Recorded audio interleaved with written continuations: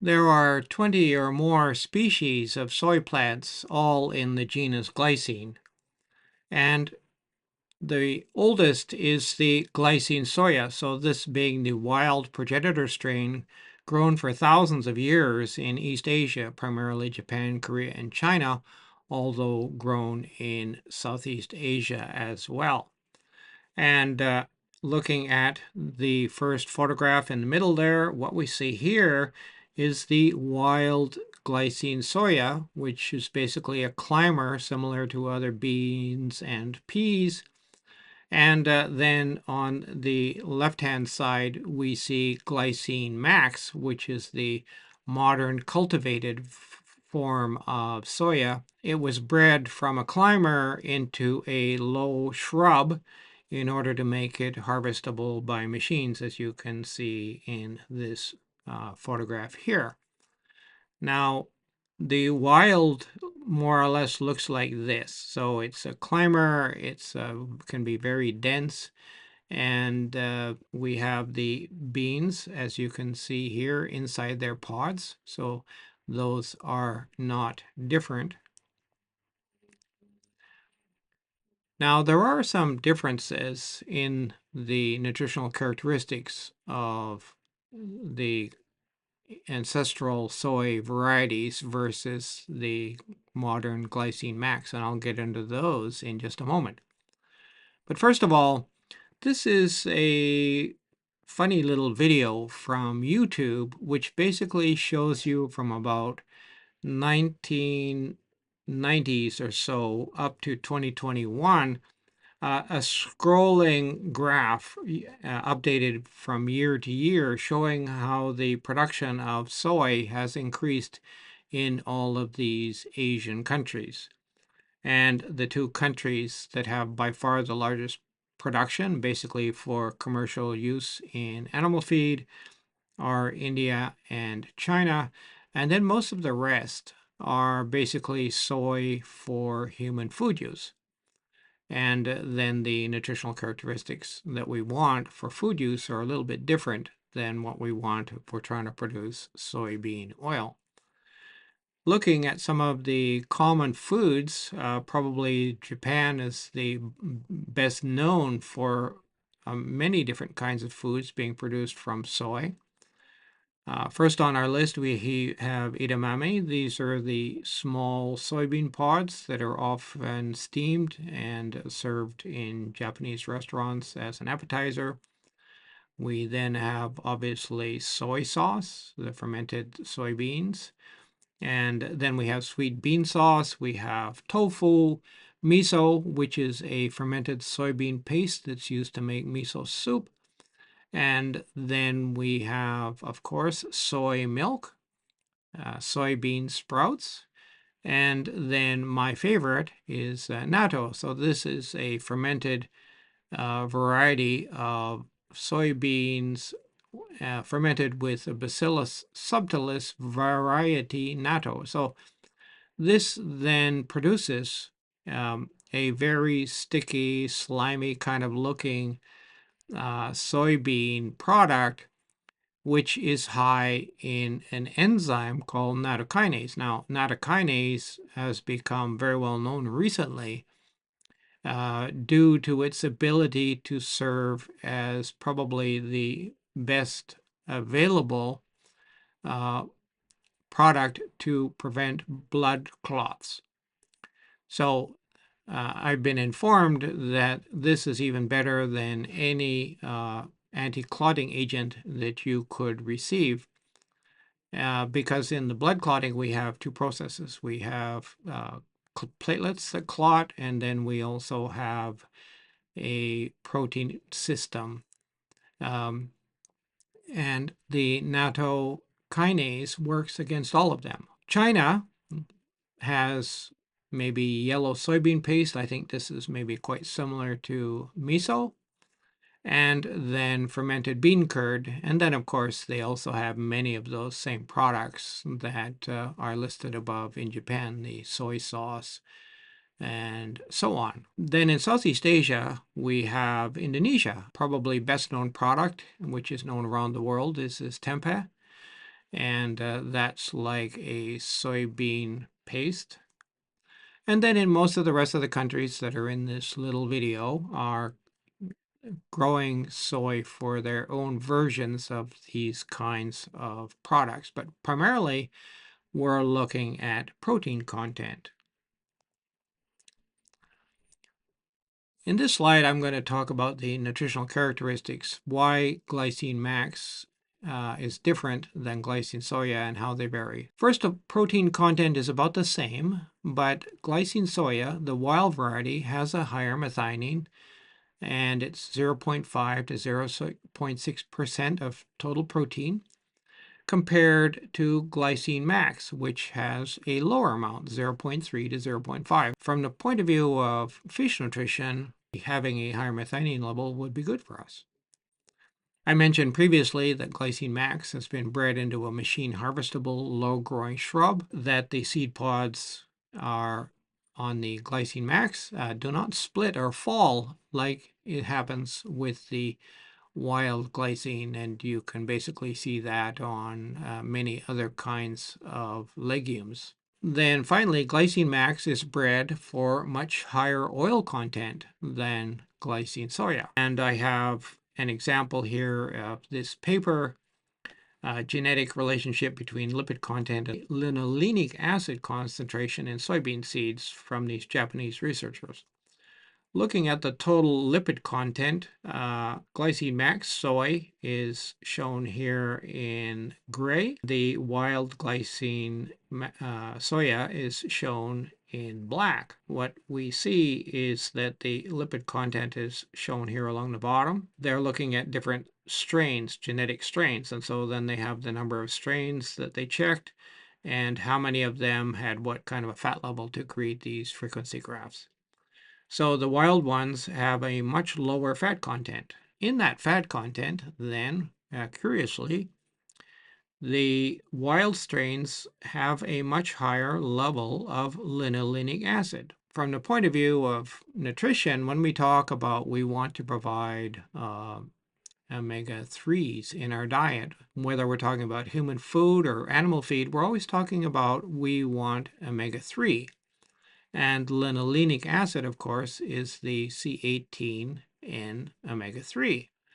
Now, why would we want to have that reduced in the glycine max? And the reason is that linolenic acid is highly susceptible to oxidation. So by reducing the linolenic acid content in the soy, commercially harvested soy these days, it makes the soybean oil less susceptible to rancidity.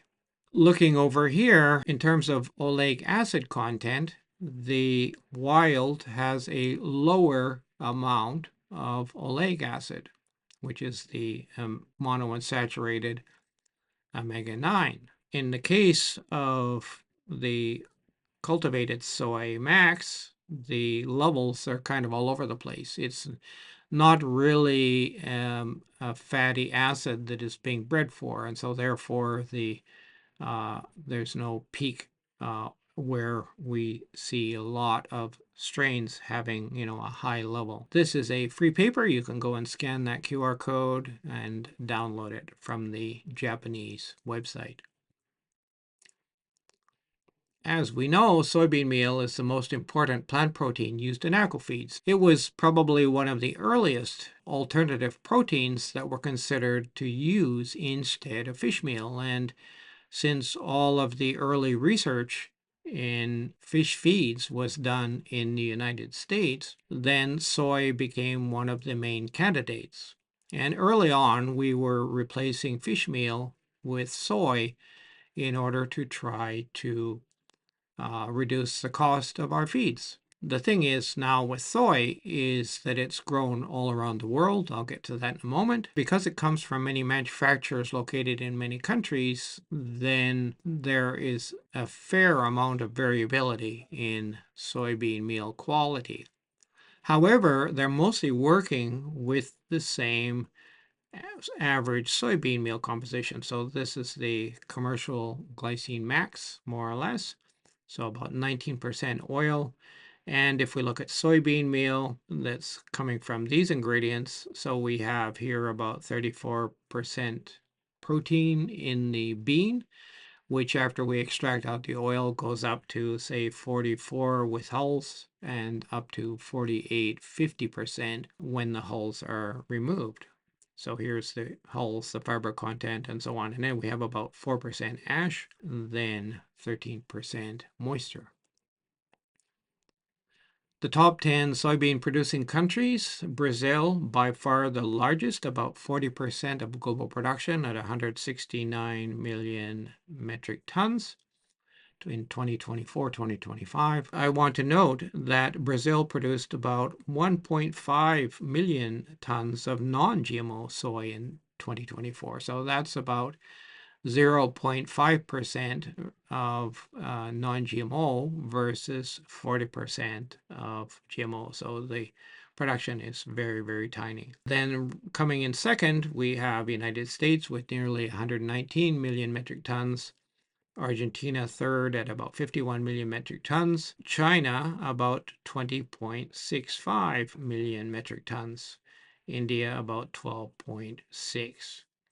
And then we have less production in a variety of other countries. While most soy available in the market is transgenic GMO soy, this is primarily designed to be glyphosate resistant, which is one of the most significant modern insecticides that is used with soy. There are some non-transgenic versions, and these are gene-edited varieties where they have had the genetic makeup modified using the CRISPR genetic process. Non-GMO soy is primarily produced in Brazil, as I mentioned below, India, and China. This is just a graphic kind of representing the same data set, but it's stretching from 2015 here at the bottom to 2024. Then, of course, we have the legend at the bottom: Brazil, United States, Argentina, China, and so on. We see by far the largest production is coming from Brazil right here. Then we have United States in blue, Argentina in yellow, China in orange, and the rest have not changed very much. The soy production in Brazil has been increasing, whereas in the United States it's more or less been constant. China has had some ups and downs, but it's more or less been constant with a very small increase, really. Argentina has more or less remained constant.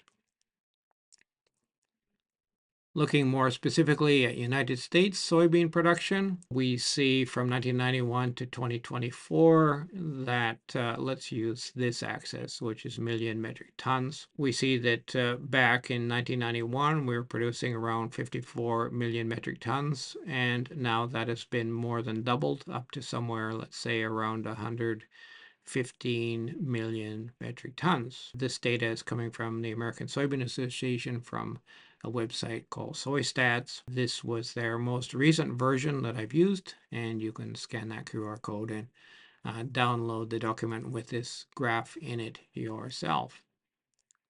Here's some information from the Foreign Agricultural Service of the USDA from 3rd September 2025.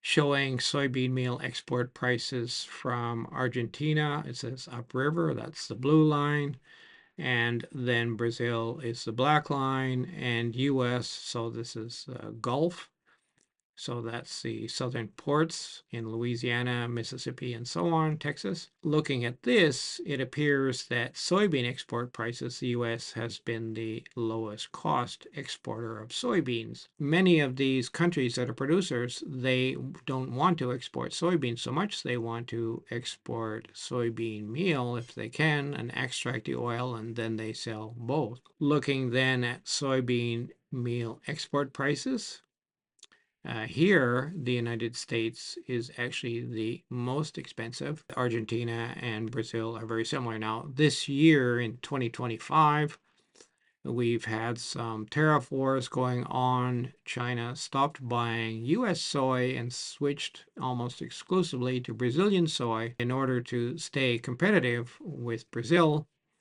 Argentina had removed some kind of an export tax that they had. Classification of soybean meal products is primarily done by protein content, and that's coming from this paper by this Chinese researcher in the United States. Classification, so we basically have simple processed soy products. By protein content, we've got 36% protein in full-fat soybean meal.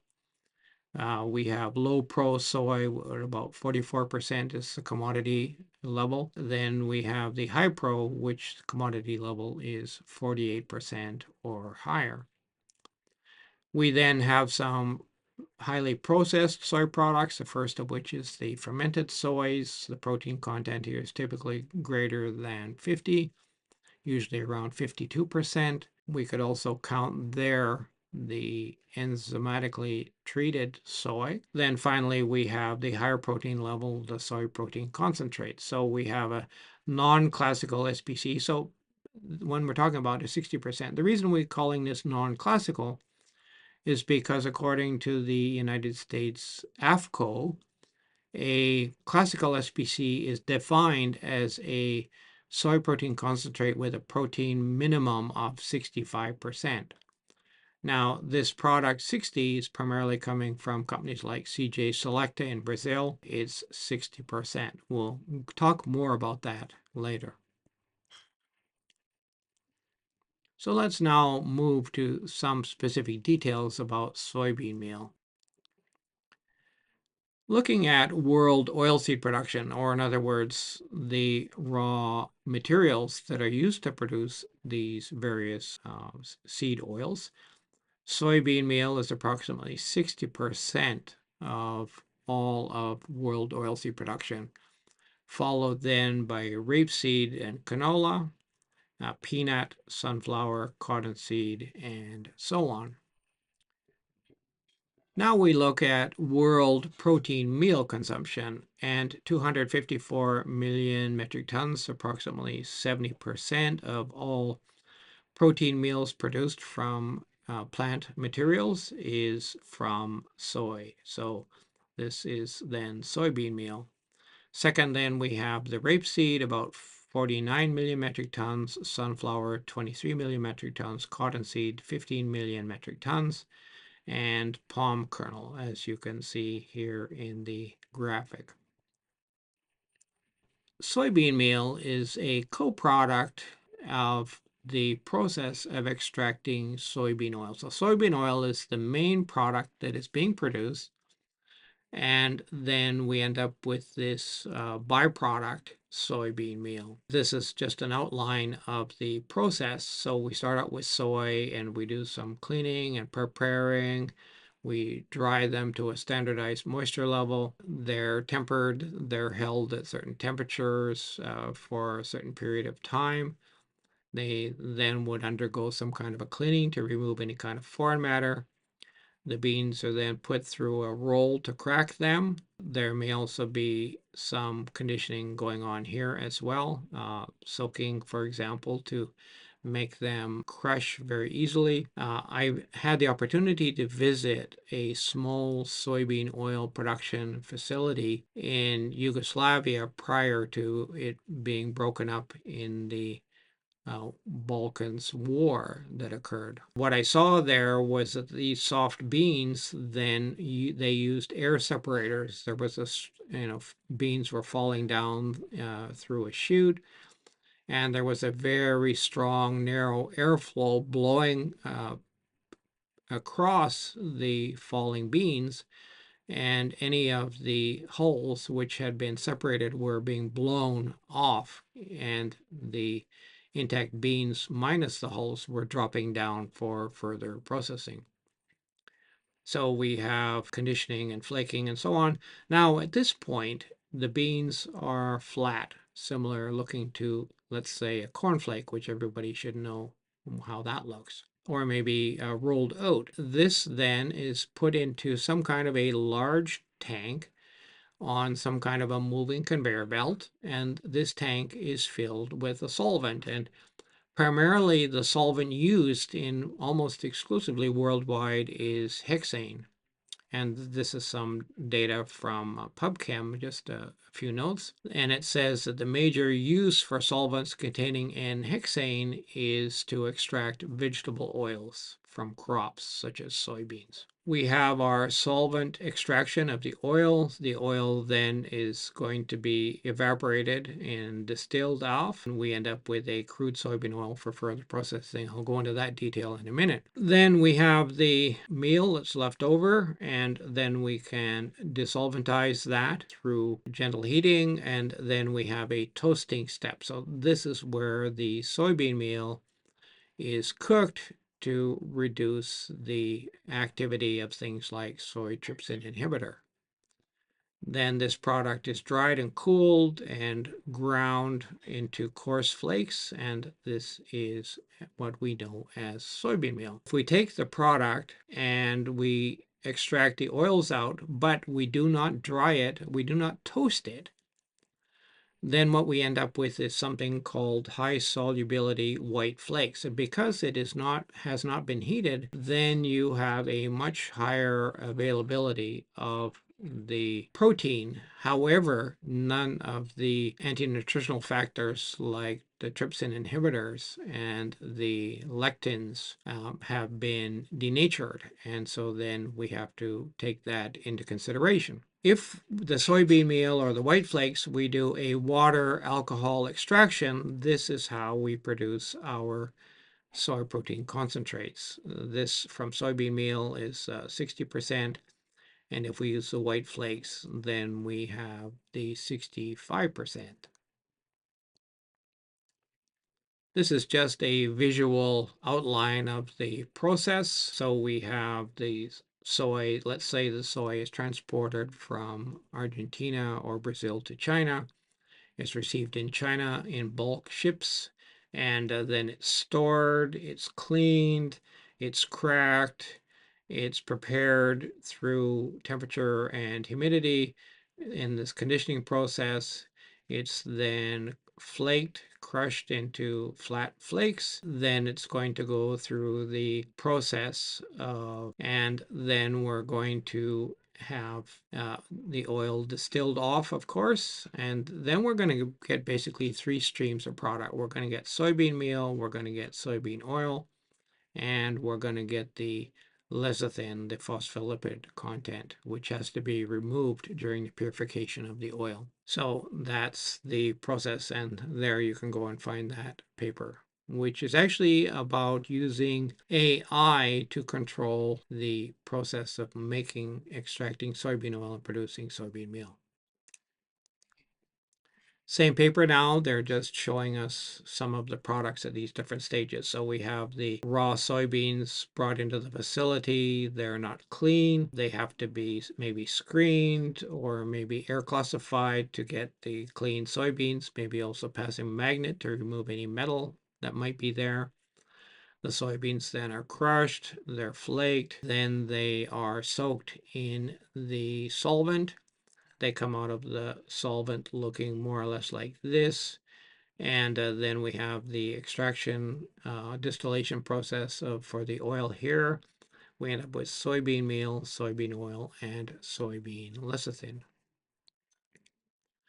Now, another alternative way to produce this is to use a screw press. This, depending on how active the process is, it could be classified as a cold pressed, but in general, this could also be a hot process. So we have the conditioned soybeans coming in here, so they're soft and wet. Then they're going to go into the extruder. Now we have a single screw here, and the way that this works is, notice that there's a large gap here, and as we go closer and closer to the end, the gap gets smaller and smaller. So as the product moves through here, it gets compressed greater and greater.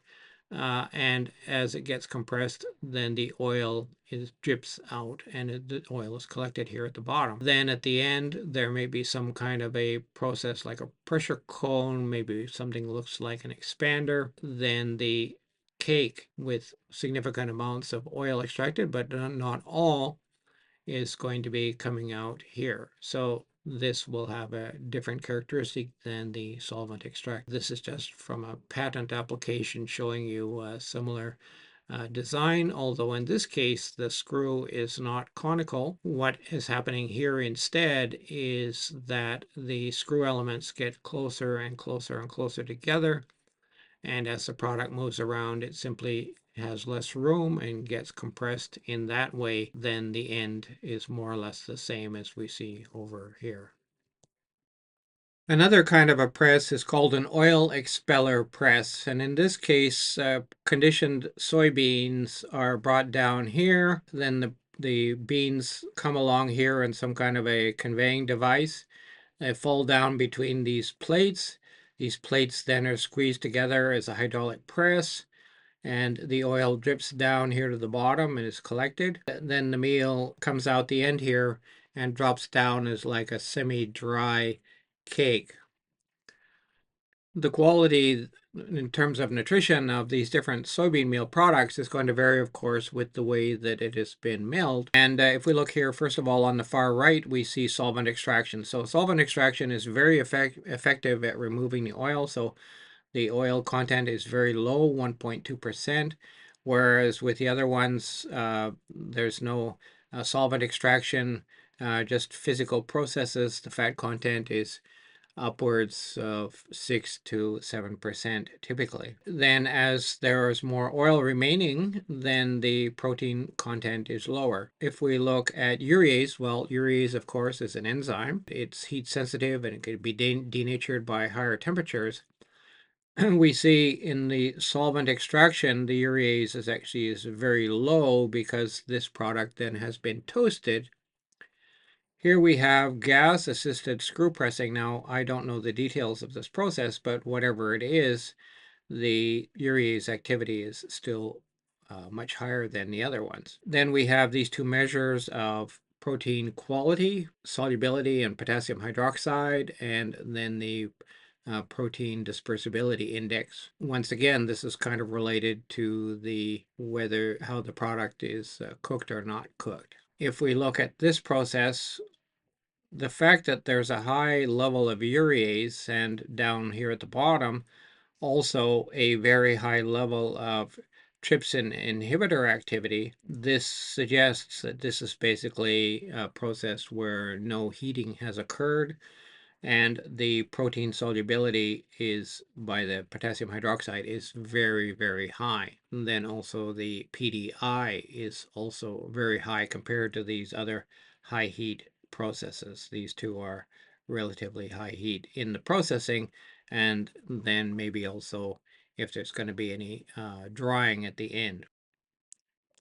If we look at soybean meal use in animal feed, by far the largest quantity, approximately 62%, is being fed to poultry. To be honest, soybean meal is not made for us in the aquafeed business. Soybean meal is made for poultry. So whatever the poultry industry wants, that's what the soybean meal producers make. And here we are down here at the bottom at 0.2%. So whereas the poultry is using 21 million metric tons, they're stating here that in 2023, aquaculture was only using 200,000 metric tons, 0.5%, which is, of course, quite low. So once we have our crude oil, we then have to prepare it for turning it into a food grade cooking oil. The first step is to degum it. So here we're going to be adding water, and when we add the water, the phospholipids, which are maybe 2 to 3% of the oil volume, are going to be absorbing that water, and then basically you separate oil and water with two different phases, and then you can centrifuge this phospholipid fraction off, and this becomes soy lecithin. We have a neutralization step, and so this is the beginning of the purification. This is done with sodium hydroxide, so it's quite reactive. It removes the free fatty acids, it removes proteins, and also metals, which might be contributing to rapid rancidity. So they're going to be removed. And then we have a bleaching step. So the oil, as it comes out crude, is going to be like a dark yellow-brown color. We want it to be a translucent pale yellow color, so we're going to bleach it. And then this is done using natural substrates like activated clay, maybe zeolites, or different kinds of resins. This is to remove the pigments and the oxidation products, and then any residues from neutralization. We then have a winterization step. So winterization is where we take the oil and we cool it down to 5 to 6 degrees Celsius. So what happens with this is that at those low temperatures, any saturated fats and waxes that are in that oil will solidify, just as we can see something like lard or tallow from livestock. This oil will be solid, and then it's very easy to separate out, leaving us then with a product that has very, very low saturated fat, and then it's mostly the polyunsaturated fatty acids. Finally, we're going to have a deodorization step. So here we're heating the oil to 230 to 260 Celsius in a vacuum. This then will remove the volatile components, including more of the free fatty acids that didn't come out earlier, sterols, and apparently it also removes herbicides and pesticides, which these organic chemicals maybe have a high boiling point. By putting them in a vacuum, we drop the boiling point down, and they will evaporate. Then we also have removal of oxidation products and glycerol. On this slide now, we're looking at the fatty acid composition of soybean oil. There you can see the chemical names that are scientific names that are used for these oils, and the common names. What we're really interested in with soybean oil is the concentration of linoleic acid. So this is 48 to 59%. It's typically at 50 or higher. This, of course, is an essential fatty acid for freshwater fish and crustaceans, because in those environments, they often don't have a high intake of the long-chain polyunsaturated fatty acids, the EPA and DHA. Here we have also a small quantity of linolenic acid, is about maybe 1/10 or so of the level of the linoleic. And as I mentioned in my earlier slide, the quantity of linolenic is in the glycine max is considerably lower than the amount found in the wild soy. These then are some other not particularly important for us in aqua, and very, very low quantities here in this report. Now, if we look at something else we often consider in nutrition, and that is the ratio of omega-6 to omega-3. This graphic, and there's the code that you can put in to go and find this from this blog. We have then saturated is the green. We have monounsaturated is the orange. And then we have purple is unsaturated omega-6. You see there's a lot here in the cottonseed and also in the soy right here. We have the blue, which is the omega-3. And right here in the middle, in the blue arrow, notice that salmon fat is here. So salmon fat has a very large percentage of omega-3 versus a very little omega-6. And we see then the other vegetable oils, and soy there indicated with the red arrow.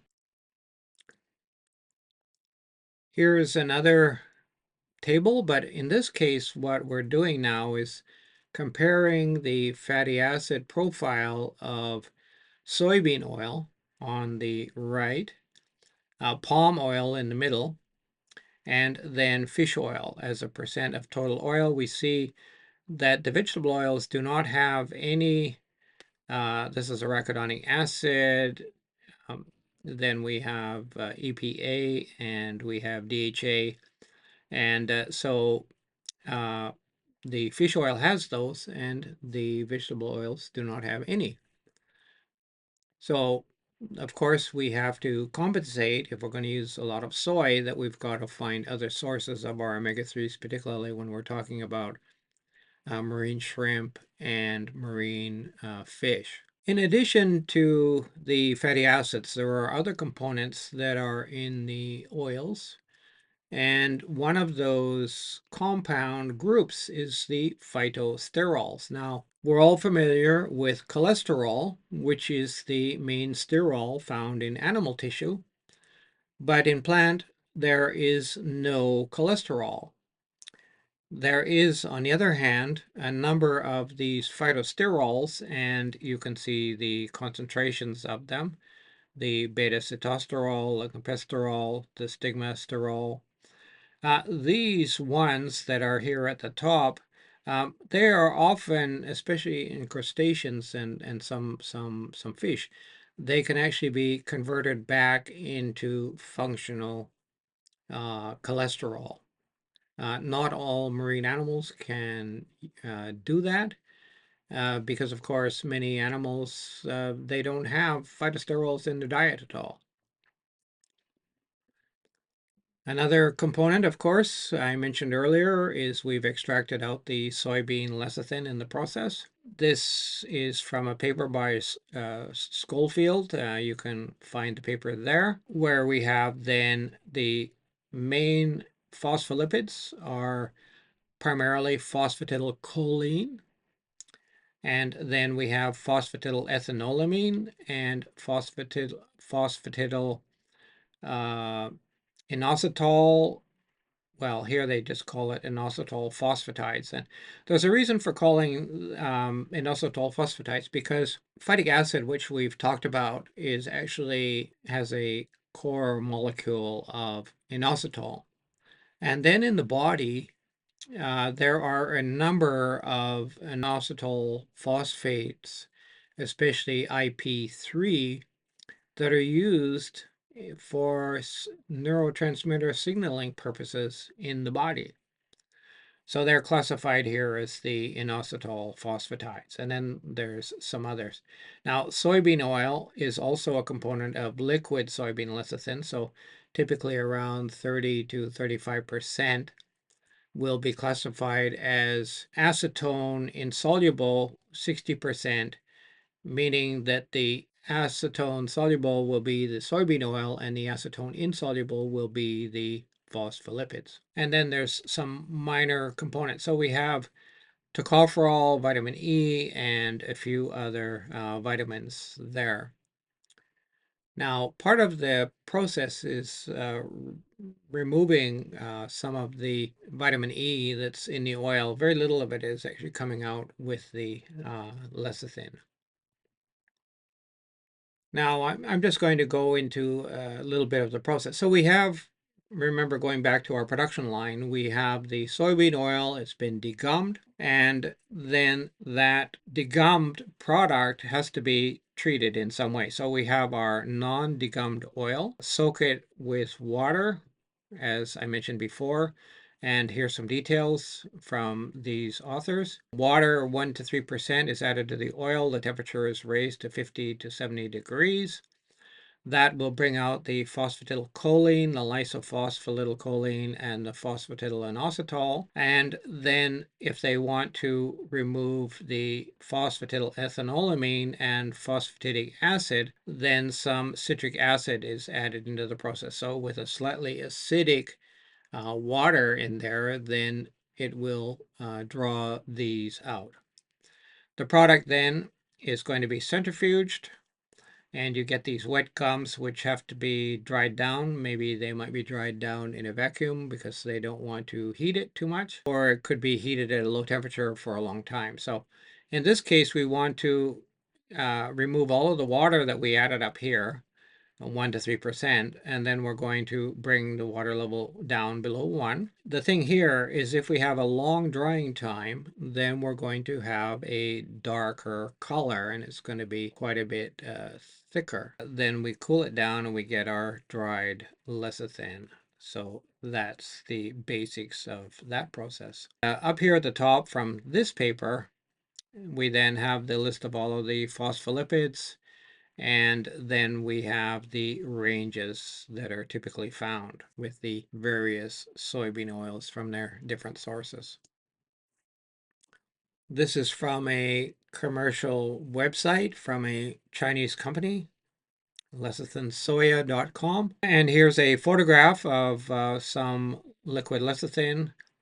As you can see, it's a typically quite viscous, darker colored material, and it's very slippery to the touch. I'm not promoting any of these products, so even though I'm mentioning a few websites here, these are not products that I've ever used. I'm not familiar with them, but I'm just showing you these as an example, so don't take it as any kind of a recommendation.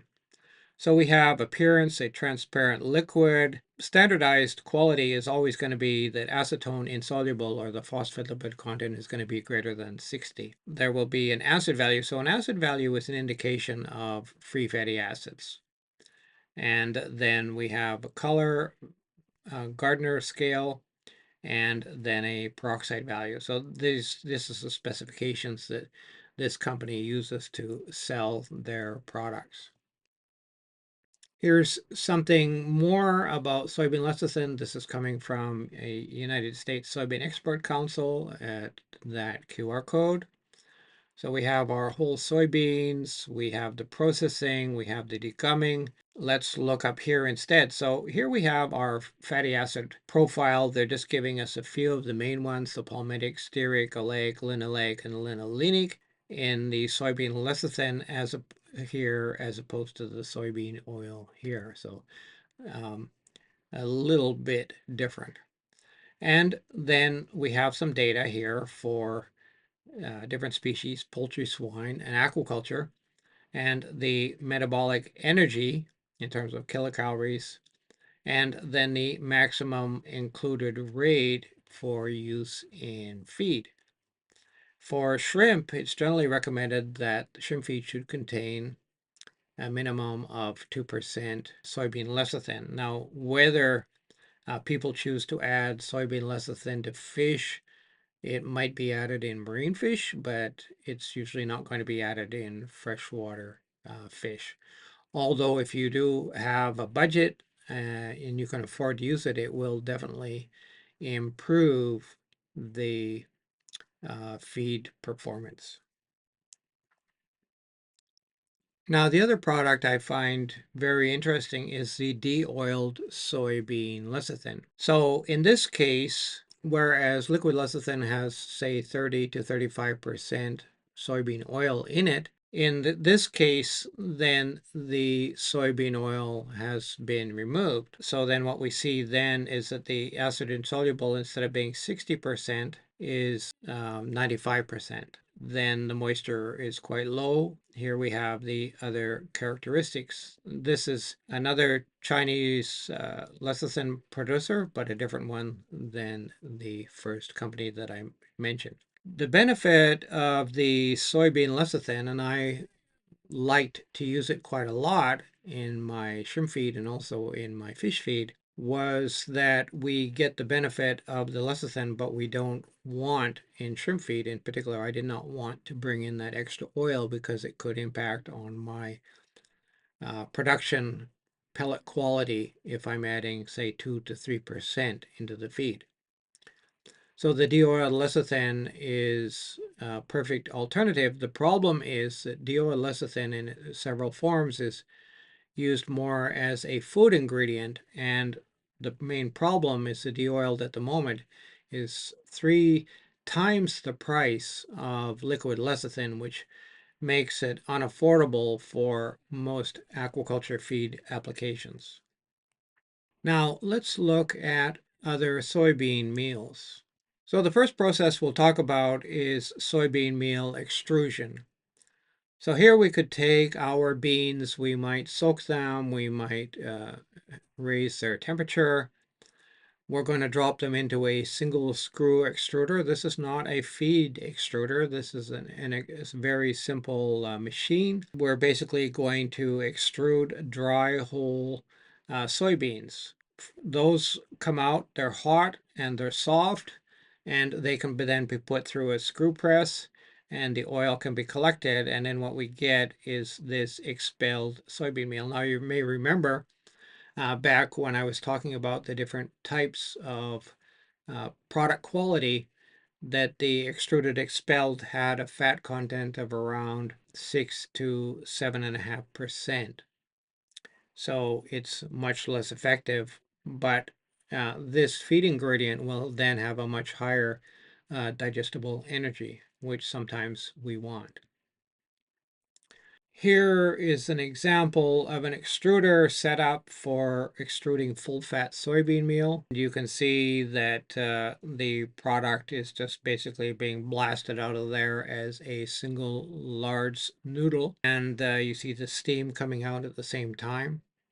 That product is coming out extremely fast, and it's very hot, and they're just spraying it. So here I want to recommend this video that you can find on YouTube. It's a full-fat soybean meal demonstration at Texas A&M University. So basically they show you the entire production line. This was like some kind of a group tour. Who knows who they were? They might have been farmers or people in the soybean industry. So you see the entire process from the raw soybeans, you see the extrusion, you see the oil press, and the expelling of the oil and the expeller cake. This was done using machinery produced by a company called Instapro.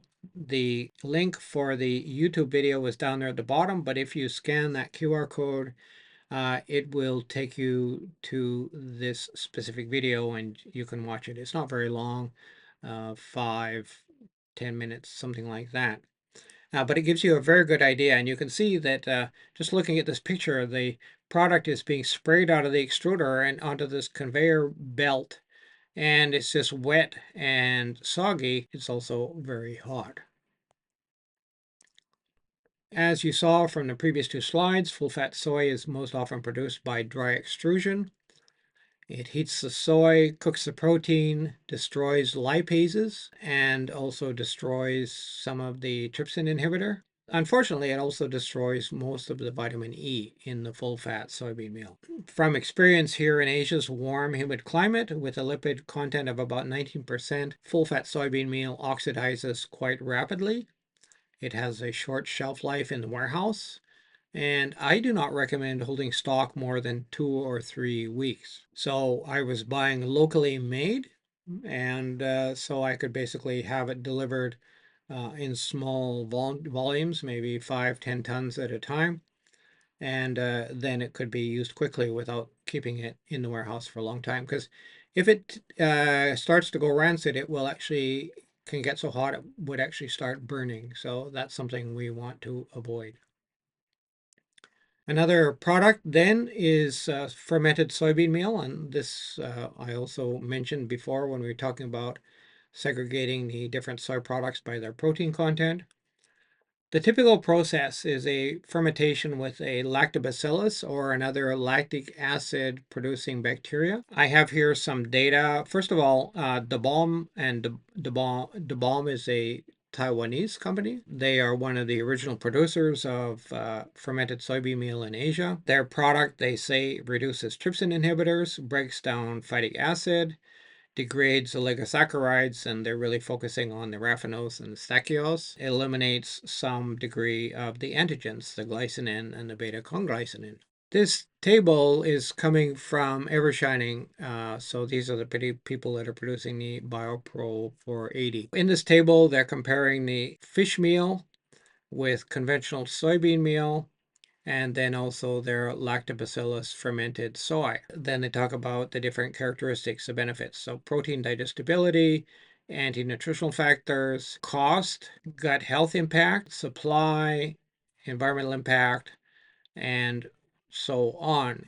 They had this BioPro 480, which was actually a product that was transferred from Taiwan, was still being produced in Taiwan, but the technology transfer occurred to Thailand, and they were producing the BioPro 480 in a factory that was only 20 kilometers from my own feed mill. In this case, this product used the highest priced, most, let's say, the highest quality soybean meal that was available in Thailand. Then one year we had massive flooding, and then they were not able to bring the soy to their plant because the soybean meal factory was surrounded by floodwaters.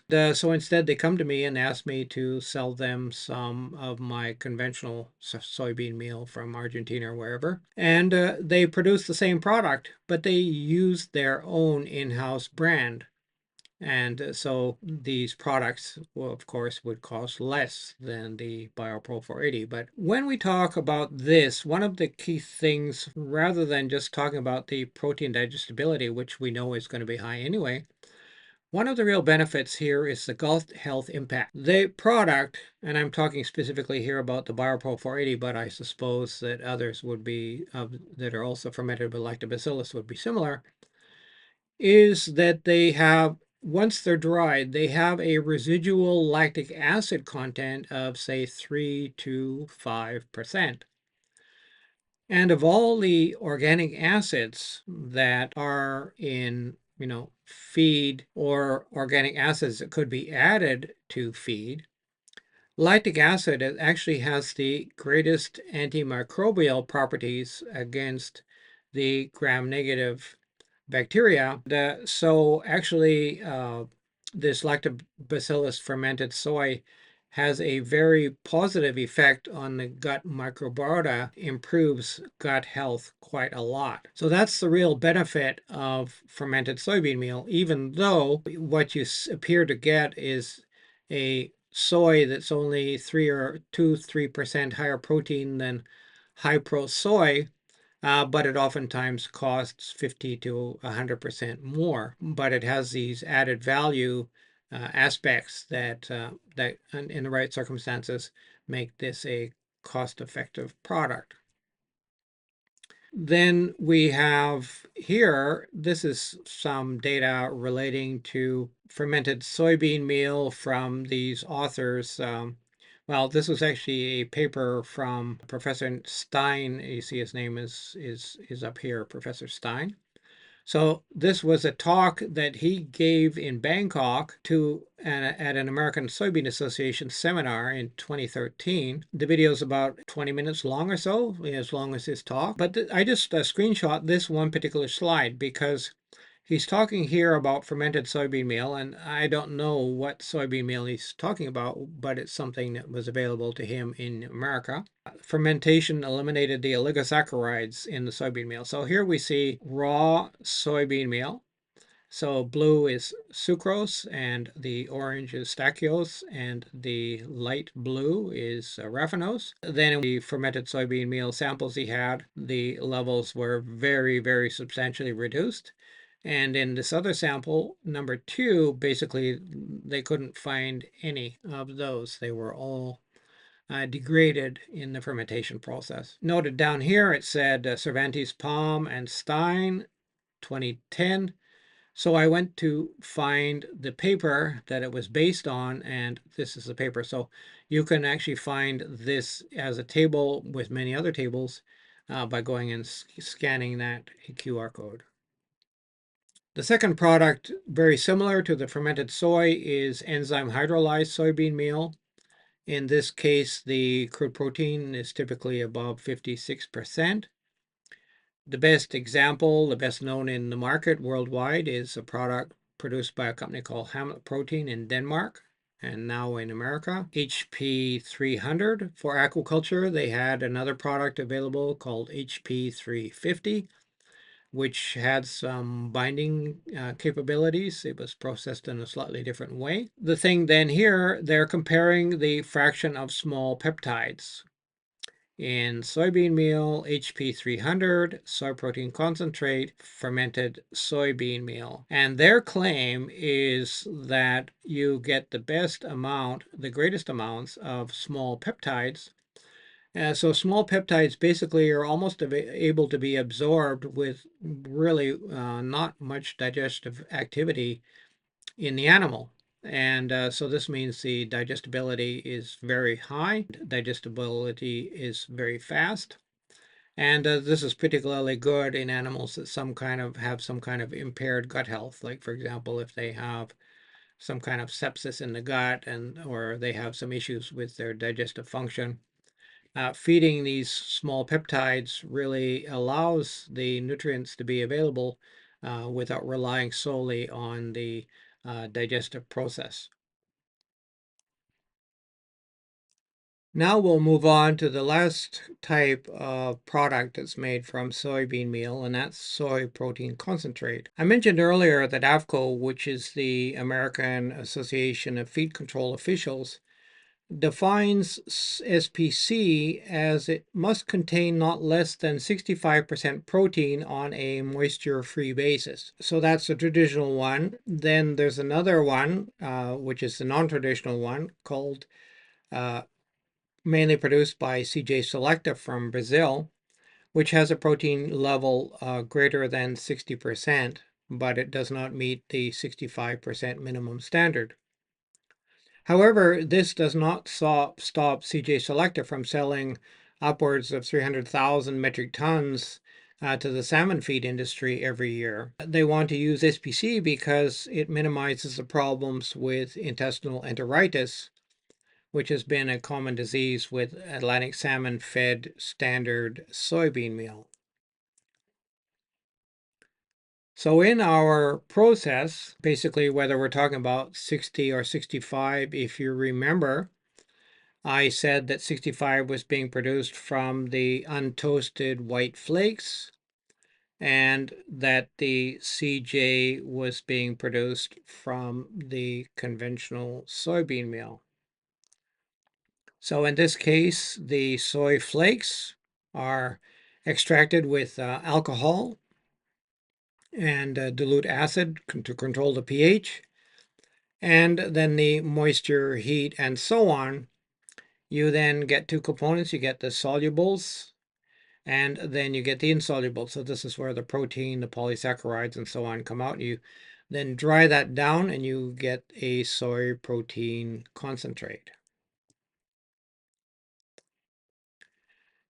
Here we can see then the typical ingredients for the chemical analysis. What we really want to look at here is that we have soybean meal here at the top. Then we have soy protein concentrate here.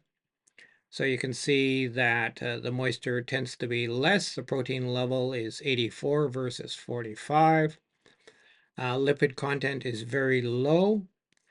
Fiber content compared with conventional soybean meal is very low, 0.1%. The ash is nearly half that of conventional soybean meal. Now, I don't know what kind of a standard this is for the soybean meal, but in my experience, soybean meal from Argentina, for example, the fiber content is typically going to be in the range of 3.5 to 4.5, not 6 like this. Talking about soy protein concentrate, then, and in comparing it with the fish meal, here then we see the amino acid profile of fish meal, then we have soy protein concentrate. So we're taking a product that might have, so this is LT94, this could be like 65% protein. This one then is going to be, 65% protein as well. Protein level is very similar.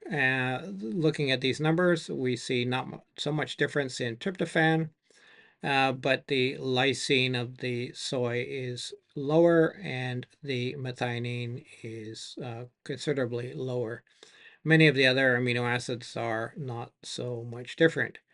And then in a few cases, for example, phenylalanine, the soy protein concentrate has more. Here, the list also shows us taurine. Now, taurine is a amino acid. It's not an amino acid that's used as a building block to make proteins, but it is an essential amino acid, and it's only available from animal proteins. So soy protein concentrate or any other plant protein does not provide any taurine at all.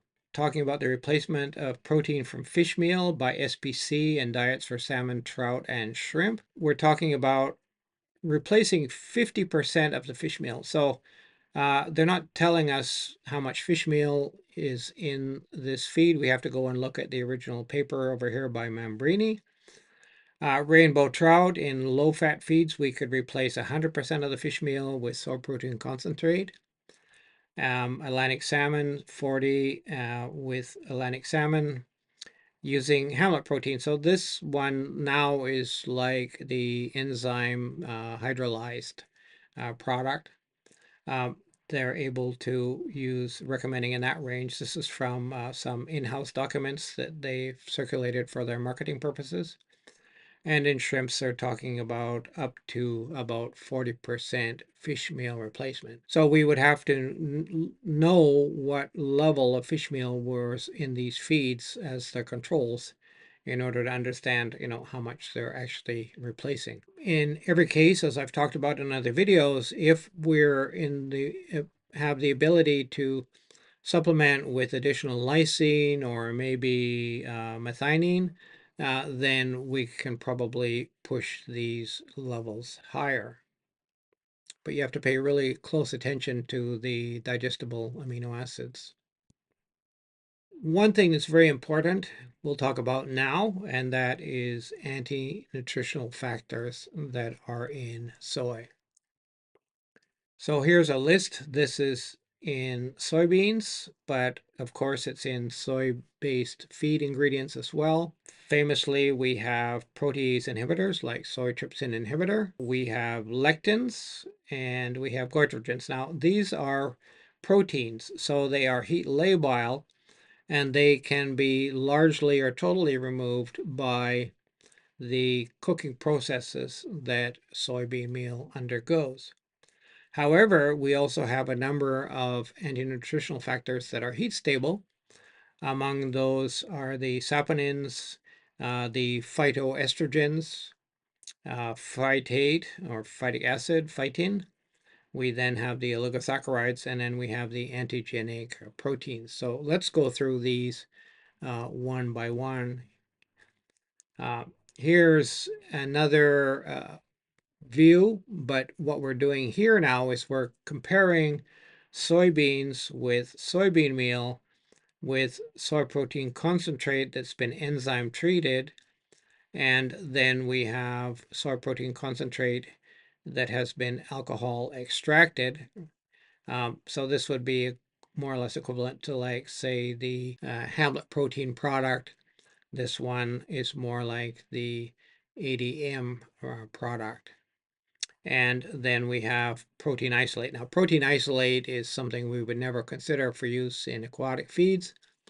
It's typically used as a human supplement, especially like in muscle builders and so on, as a very concentrated protein source, 90% protein, as you can see there. Looking down the list, we then have urease activity, trypsin inhibitor activity, glycinin, which is one of these antigens, beta-conglycinin, which is antigen, and then the lectins, the oligosaccharides, and the saponin. So each one of these processes produces different levels of each of these anti-nutritional factors.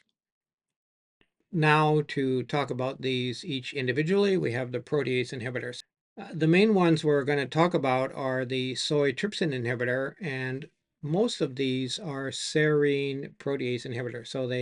So they use serine to be their active metabolic site. So here's a paper, plant Kunitz inhibitors and their interactions with proteases. Then this is actually a paper talking about it from the perspective of pharmacology. So here The thing is, with these trypsin inhibitors, they are part of the plant's defense systems to prevent themselves from being eaten, because if an insect or eats them, then the insect, or let's say even a higher animal, eats these things, then they can get quite severe digestion because their digestive enzymes will be shut down. In the case of bacteria and also on fungi, the trypsin inhibitors can shut down their enzyme activity as well. The soy trypsin inhibitor, they target trypsin, chymotrypsin, and another enzyme called elastase. And these are the ones that are primarily involved in digestion. Normally, we would have an acidic stomach, so the food material is coming into the stomach. You have the hydrochloric acid and the pepsin are going to be breaking down intact protein down into small, let's say, peptides. And then the peptides are going to be broken down by exopeptidases to release amino acids. The thing is that if you have STIs targeting these main digestive enzymes, then you can slow down or totally inhibit digestion and absorption of amino acids. Here's a graphic representation of the Konitz trypsin protease inhibitor. And here you see the trypsin in the purple, the trypsin inhibitor here. And the thing is that even though this is a fairly complex molecule, the active site is just simply this loop of the trypsin inhibitor. And what it does is it sits inside the reactive receptor site of the trypsin and just simply blocks it. And it just stays there, connected together, and then the enzyme loses its ability to do any further work. We have this other category called Bowman-Burke protease inhibitor. Here I'm giving you a paper which you can look up and find.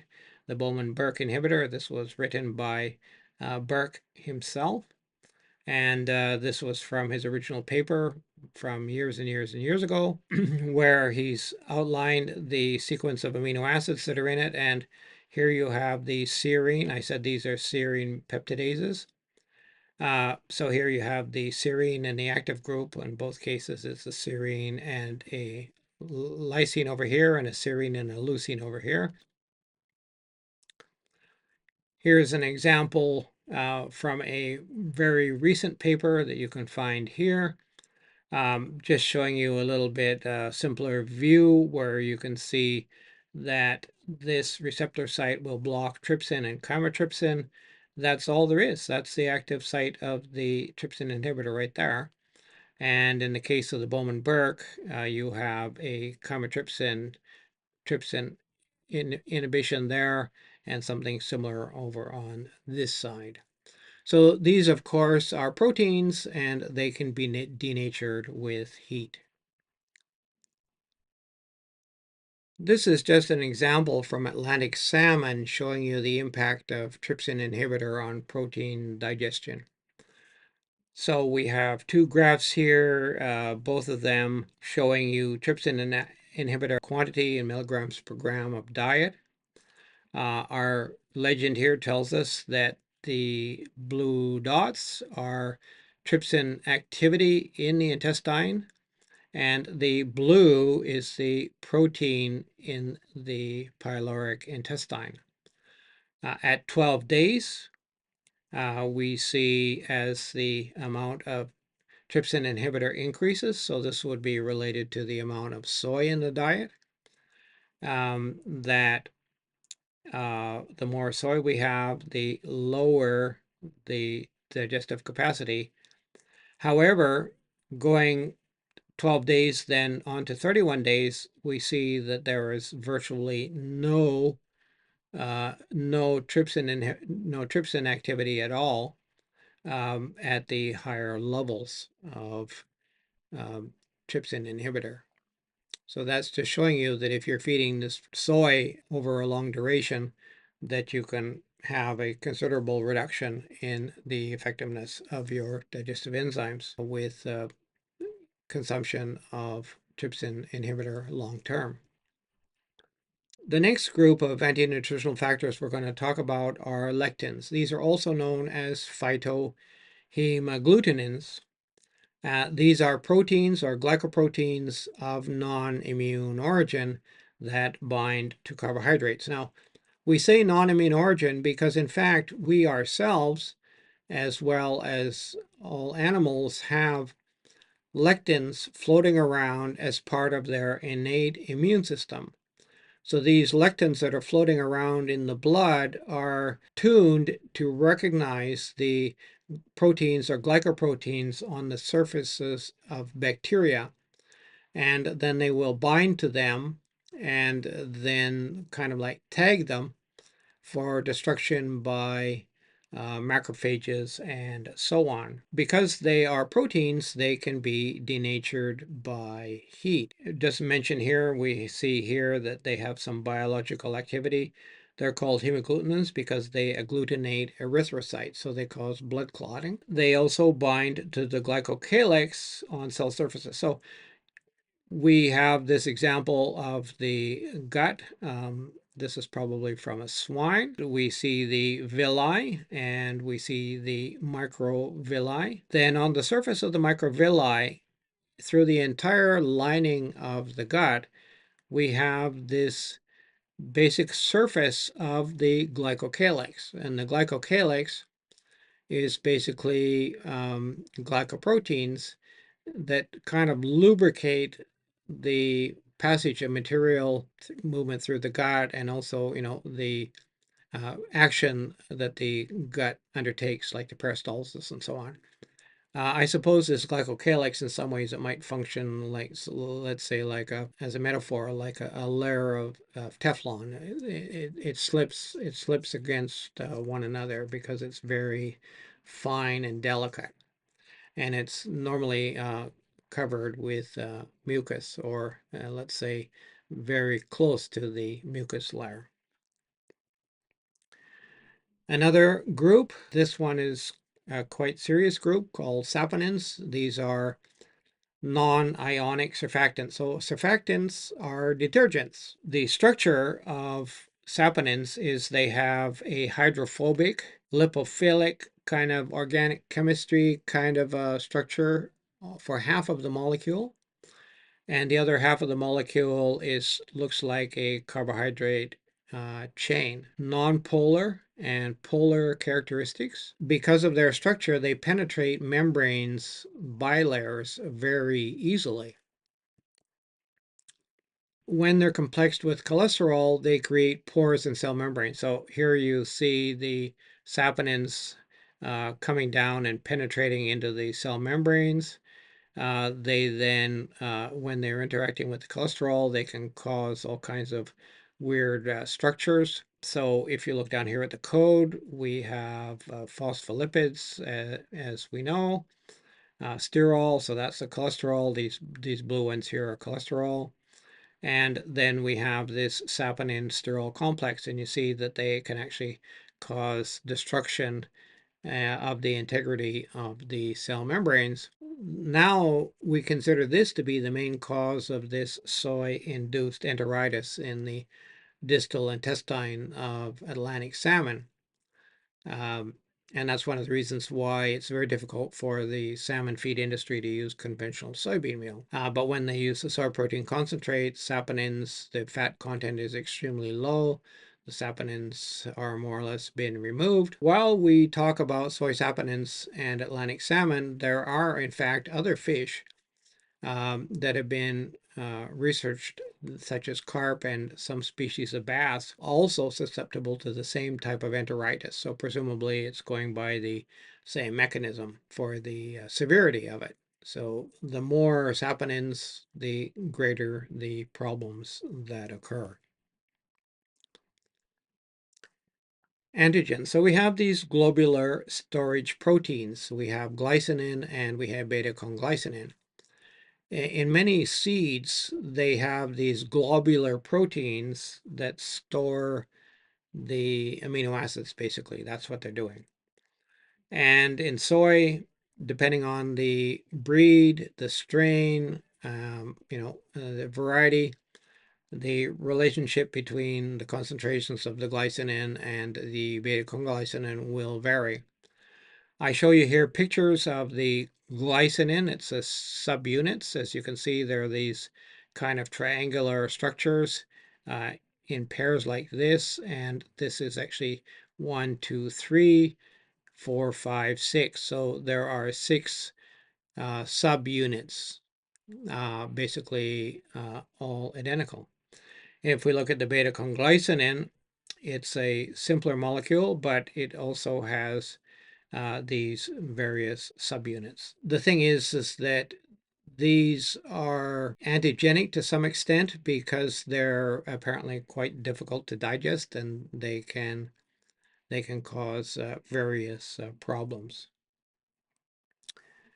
Another category is isoflavones. So the soy isoflavones, we have the main one is this genistein, and then we have the diazyme and the glycitine.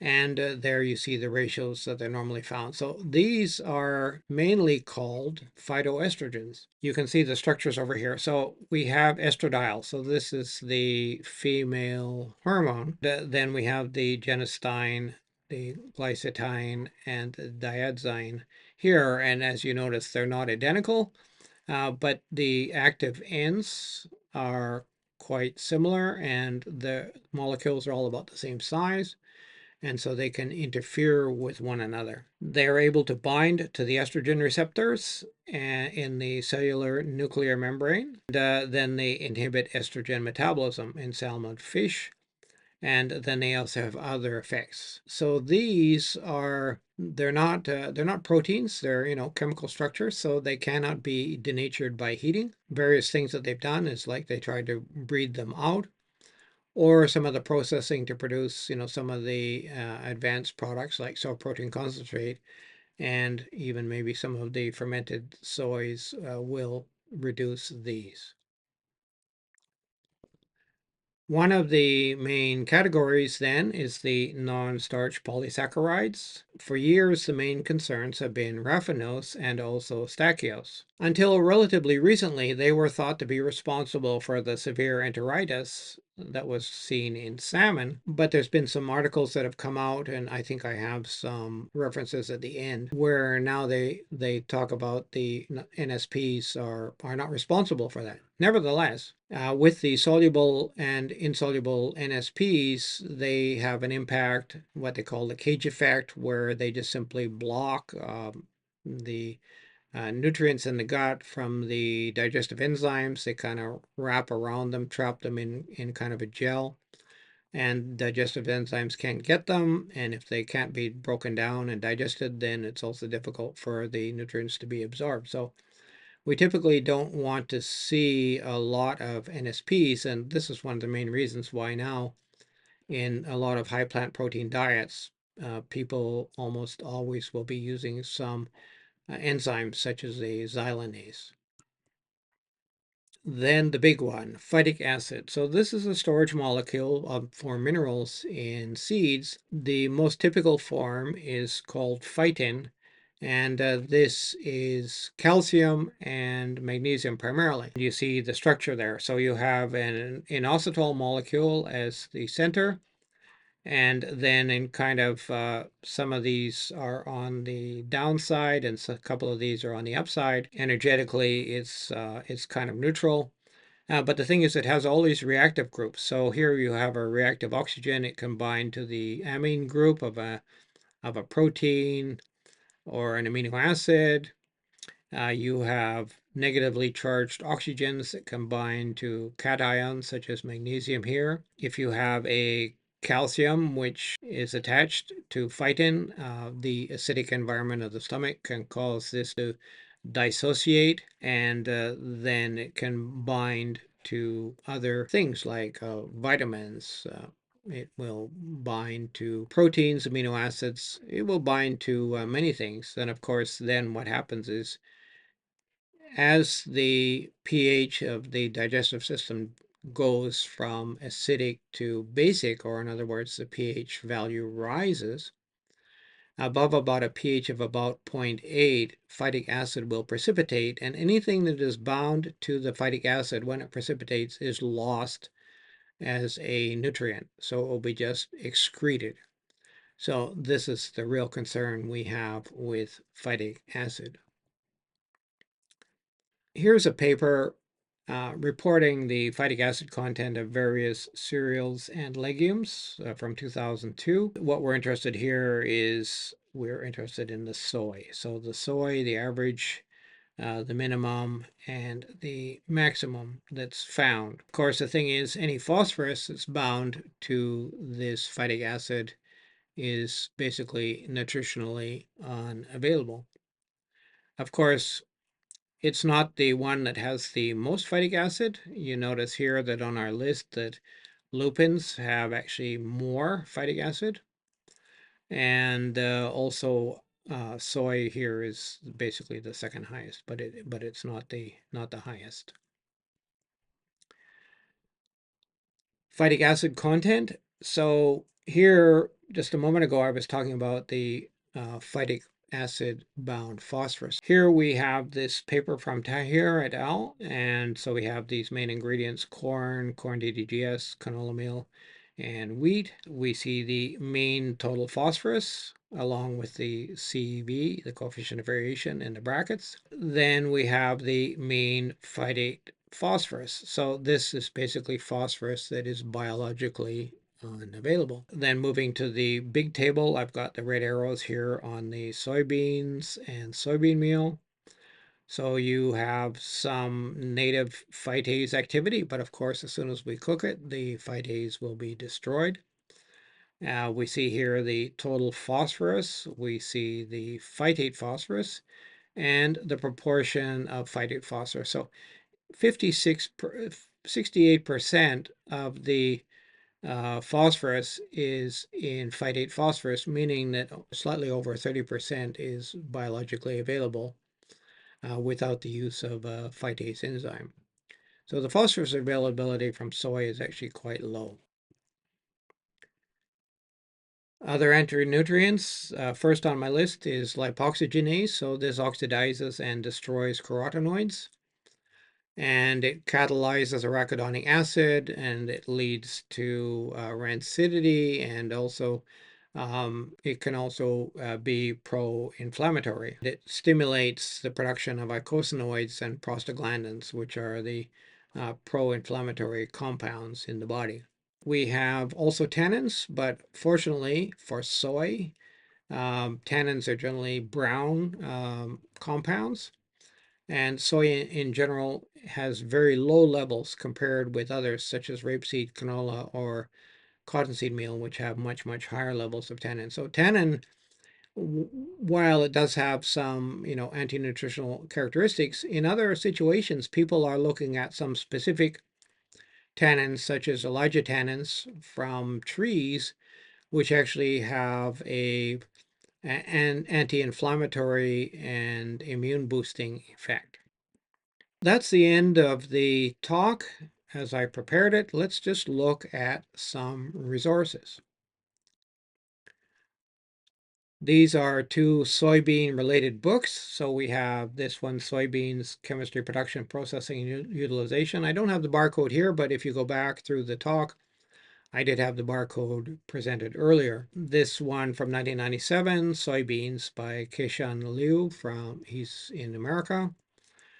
Then we have these two books from Intech Open. Intech Open has this one particular author, El Shemi from Egypt. He's somewhat of an expert on soy, and he's written actually three or edited 3 or 4 books on soy. These are two that are worth looking at: one, Soybean and Nutrition, and then Soybean Bioactive Compounds. So Intech Open is open source. These books can be downloaded by the chapter or downloaded in their entirety for free. But you probably have to register before you can download them. But very good sources of information and with expert authors. A couple of papers focusing specifically on soybean trypsin inhibitor, nutritional evaluation of soybeans varying in trypsin inhibitor content for the first one there in 1990.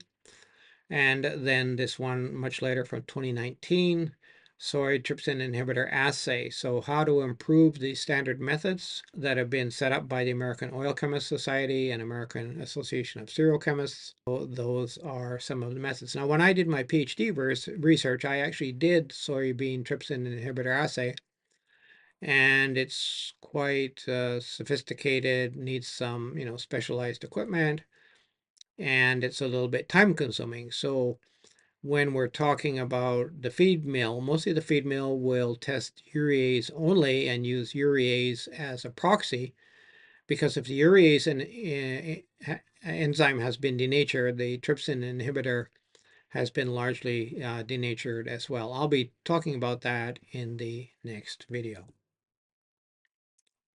If we want to know everything there is to know really about soybean quality control, then this is probably the best source of information. This quality manual and analysis for soybean products in the feed industry. This is produced by US Soy and US Soybean Export Council. This is a QR code that will take you to the third edition, but the second edition is also very easy to find online. I don't know how different it is. The thing is, if you go and look in this, they give you all of the methods. So we will be talking, for example, about soy protein, the protein solubility index or the protein dispersibility index. This manual actually has the specific laboratory methods. It gives you all the reagents, it gives you all the equipment, it gives you all of the experimental parameters and how to do the detection, the analysis, and everything else for many, many different quality control procedures. So this is a really almost a must-have if you're working with soy. Another one that's quite good, this one is soybeans, soybean meal, and full-fat soya. This is like produced by a consultant, this Kohlmeyer. I could not find it in a, let's say, Google Scholar or anything like that. However, it did show up when I was just doing a general search, and it's available as a download from this website. So pdfcoffee.com. And so you go there and you can find the Soybean Quality Control Handbook, and it's free to download. We've come to the end of this video. There we are. Please subscribe to my channel if you haven't done so already. Like, comment, turn on notifications, and share.